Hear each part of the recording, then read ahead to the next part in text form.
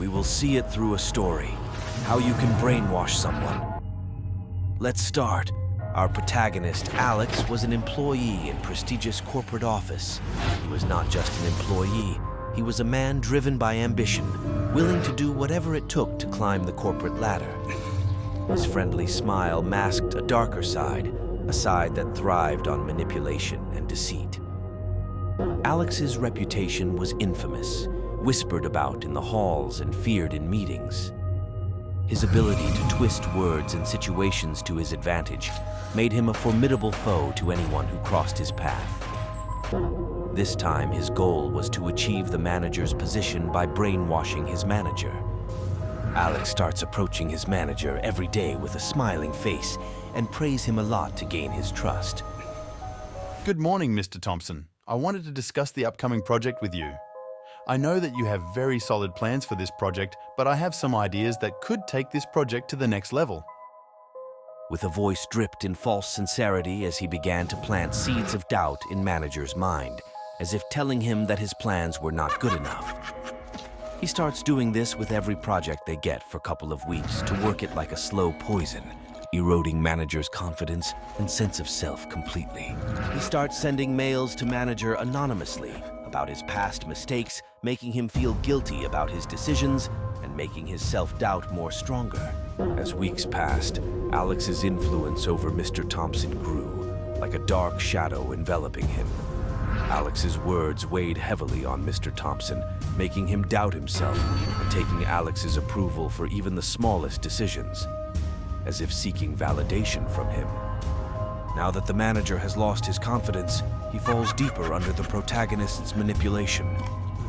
He begins to reject all his former beliefs, completely losing himself in the process. This realization brings him profound shame, as he now sees that his beliefs were wrong all along. The manager breaks down entirely, forgetting his ideals and beliefs.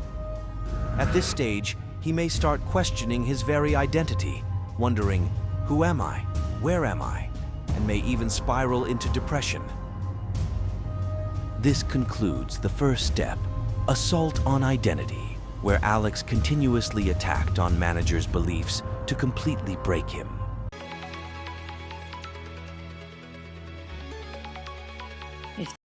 Observing the manager's fragile state, from the very next day, Alex's behavior takes a sudden turn. He stops all the abuse and starts showing kindness to the manager. He invites him for drinks, brings him snacks, praises him, and also starts putting good words about manager in office just like before. To the manager, these gestures feel like a lifeline.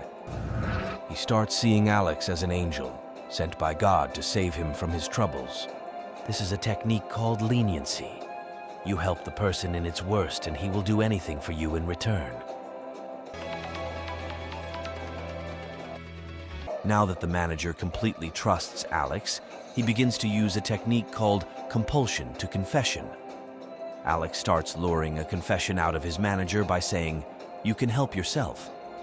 He suggests that the manager can improve his life by getting rid of the root cause of his problems, his position as manager. He convinces the manager that by giving up his position, he can start his own company and achieve greater success.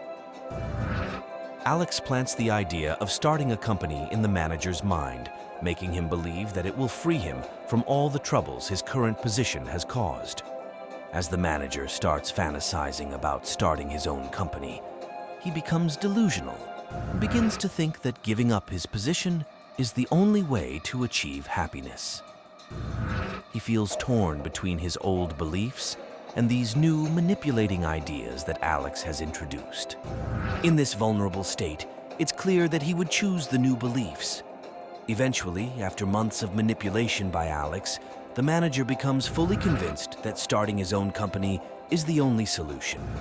And finally, one day, manager calls the meeting with higher-ups and recommended Alex for the manager position, as he was the one to help him in his worst.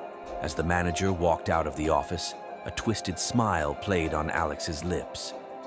He had achieved his goal, but the darkness of his methods lingered in the air. The manager, now lost in his delusion, was unaware of the web of manipulation that had ensnared him. Days turned into weeks, and the manager's new venture began to crumble. The dream that Alex had so carefully crafted shattered, leaving behind a trail of broken promises and shattered hopes. Meanwhile, Alex thrived in his new role, using the same tactics to maintain his power and control. His success came at a cost, however, as the darkness within him grew stronger with each manipulation. In the end, both men were consumed by the darkness.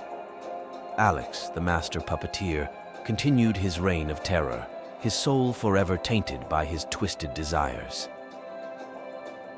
Subscribe to my channel to become a psychopath.